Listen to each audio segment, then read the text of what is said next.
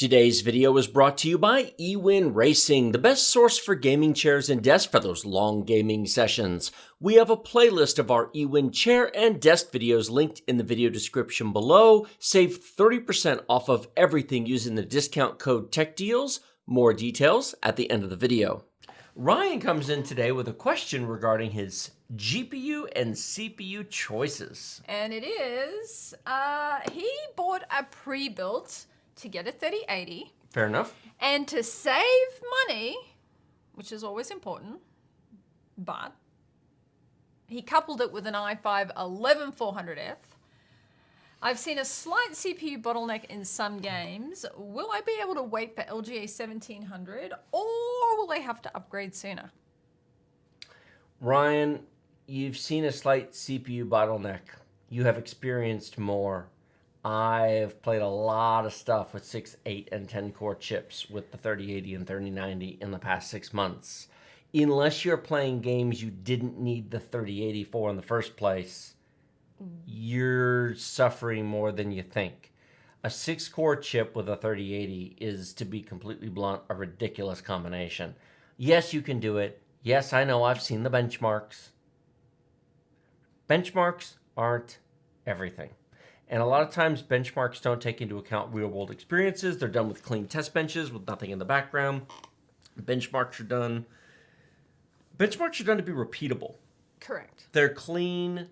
They are the best-case scenario. Correct.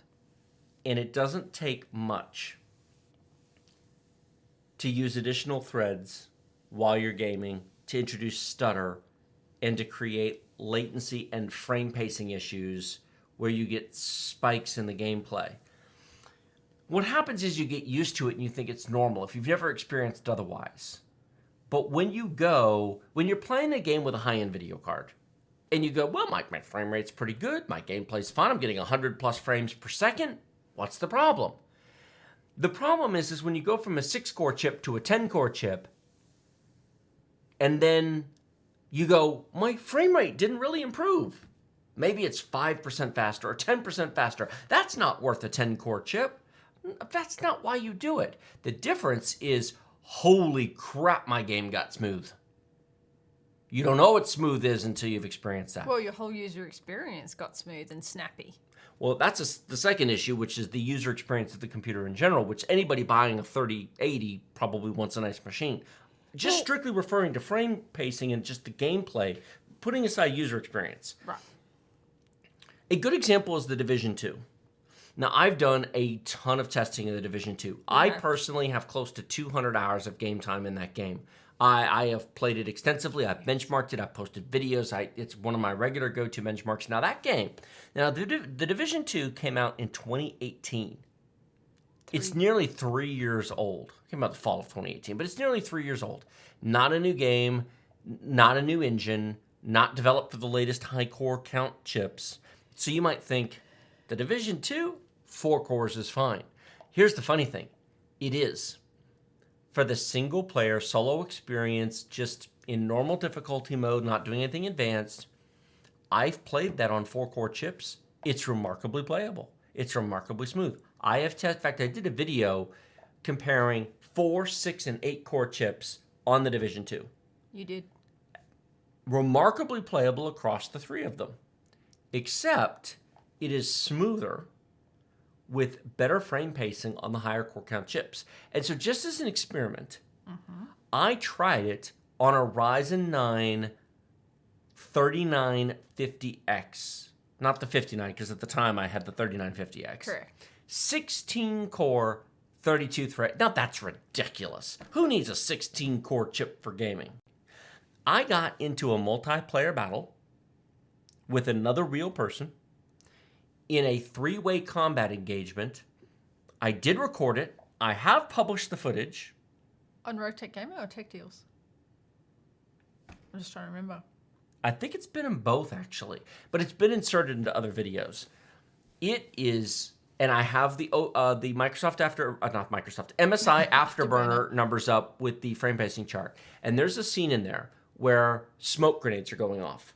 Explosions are going off, and there are enemies attacking from 2 different directions. And I am combat rolling from one cover point to another. I have my flying drone out. I have my static turret out. I am firing my machine gun at a different group of enemies. You're multitasking? Oh my god, it was one of the most intense. And you guys say you can't multitask. It was one of the, well, only when we're shooting things. It is one of the most intense combat experiences I've had in the Division 2. I remember him going, Ro, come and look at this. This is awesome. This was like him yelling through the house. So I'm like... It was so smooth.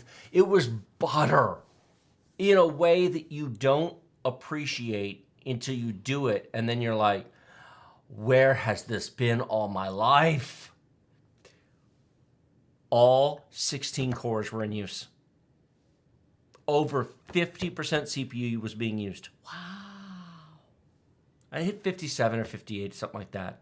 So it wasn't really using the SMT or the hyperthreads. Not called hyperthreading because AMD, but it was using all the cores. And it was, I mean, I yelled and I'm like, whoa. It takes a lot to impress him because he's been doing it for so long. But coming back to Ryan, it makes me wonder if he had spent how much more would he get a much better experience? Because one of his questions is, will he have to wait for the LG 1700? You can, but I would not buy the first generation LGA 1700 unless you really need to, or if you're on an old system. If you're coming from a Haswell or a Skylake, something old, fine.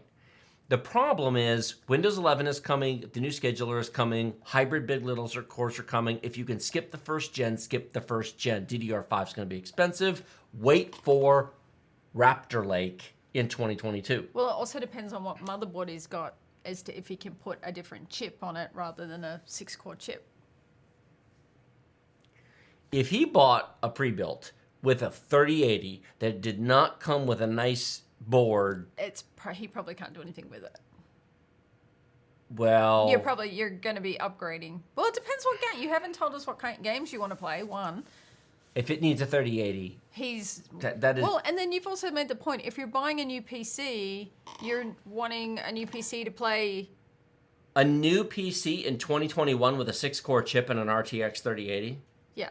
I mean, you didn't save money. No, it cost you money. No, I brought this up because it's $409, but there's a $15 off promo code at the time of recording this, making it just under $400. But it's basically $400. His current CPU has a nominal new value of maybe $170 or $180. If he sold it, he might be able to get $150 for it.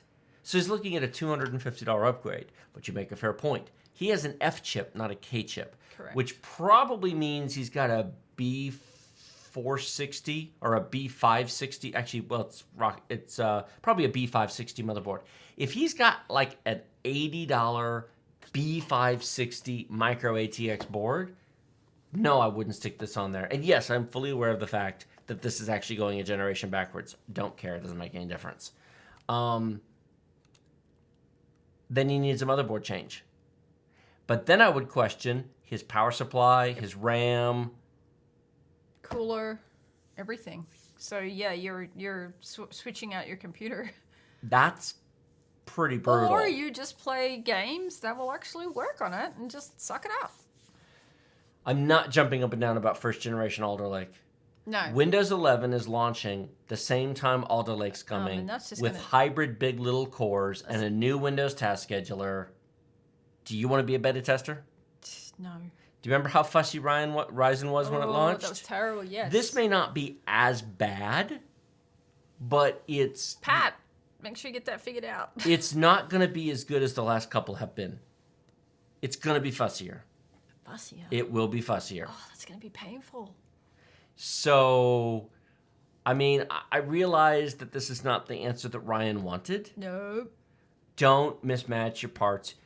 He goes, well, I wanted to save money. But did you? Did you save money? No. Your motherboard's probably cheap. Your CPU is entry level. A 6-core chip was premium 4 years ago in 2017 when the 8700K came out. He would have been better go on the 10700F than the 11400F. Well, I'd be better with that. Yes, that would be better. Because here's the other kicker. His 11400F is really a 4 gigahertz chip, whereas the 10700F, like Which is 8 cores, 16. this one right here. Because he's better off going 8 cores. But it's also 4.6. Yes. So it's 600 megahertz faster clock speed and two more cores. 2 more cores. A third more cores, basically. Yep. Of course, he's going to say, that doesn't help me now because I already bought it. But we're also answering this for everybody else looking at buying a machine. Exactly. Don't buy 6 cores. Well, you know what? I don't mind if people buy 6 cores. I really don't. Here's the thing. If you want to buy a 6-core machine, I got you covered. Oh, here we go. I do not have a problem with the i5-11. I know some people are going to watch this and go, oh, Tech's just dissing on 6 cores again. He thinks 6 cores aren't enough. Wrong. That is not correct. And anybody who says that pays no freaking attention to us because this machine is lovely. This is an i5-11400F with 16 gigs of RAM, a 512 gig SSD, and an RTX 3060. My opinion changes dramatically if we're talking 3060 instead of 3080. 3080. The 3080 paired with that is the problem. Right. If you bought this for $1,400 and you wanted to play Fortnite, Overwatch, Apex Legends, Dota 2, Rainbow Six Siege, you don't need a 10-core chip. Not at all. But if you bought the 3080 because you want to play Cyberpunk 2077, it runs on 6 cores. It'll like a 10-core much more. Speaking from experience, I have over 300 hours in that game. Really. It will run on the lower core count chips. But anybody who tells you that it's the same on the higher core count chips has not tried it. Or they're blind. I don't know what to tell you. So the 6 cores are fine, but with a 3080, Well, that's the reason mismatched. why you like this is because the parts are matched correctly. Right. These... 11400F, it's 6 cores, it's a 3060, 16 gigs of RAM. Well, here's the next one up from that. This is the i7-10700F with the 3070. with a 3070. If you go with a 3080, 10 cores. Your 3080 should have an i9-10850K or a Ryzen 9 5900X. There you go.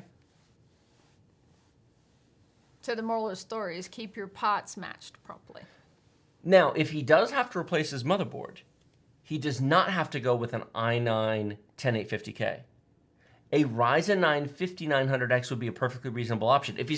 In other words, if his motherboard is trash and he's going to replace his motherboard anyway, he can go to Ryzen. A Ryzen 9 5900X on a B550 or an X570 motherboard paired with his RTX 3080 would be a great combination. Yeah, no, Tech doesn't frown on 6 cores. He frowns on mismatching 6 cores with the wrong GPU. 6 cores is great with a modest GPU and modest game selection choice. It's when you're trying to play brand new games with a 3080 with a 6 core that is not matched. Yeah, 3080s don't belong on 6-core chips. 3060s do. I don't have any problem with a 3060 on a 6-core chip. There you go. Match your parts. Ewin Racing has a wide selection of chairs to fit all shapes and sizes of gamers, ranging from petite to cuddly. They have something for every type of gamer. Not just sizes, but colors and material options as well, including red, blue, purple, pink, orange, and more, plus cloth and leather choices. We have over half a dozen chair and desk videos in a playlist down in the video description below. We also have a very special offer just for Tech Deals viewers. Save 30% off of everything using discount code TechDeals using our link in the video description. We have used Ewin gaming chairs for 3 years in our office, sitting on them for up to 8-hour marathon live streams. They are very comfortable, and we are happy to work with Ewin to bring you this special discount and recommend Ewin for all of your gaming chair and desk needs.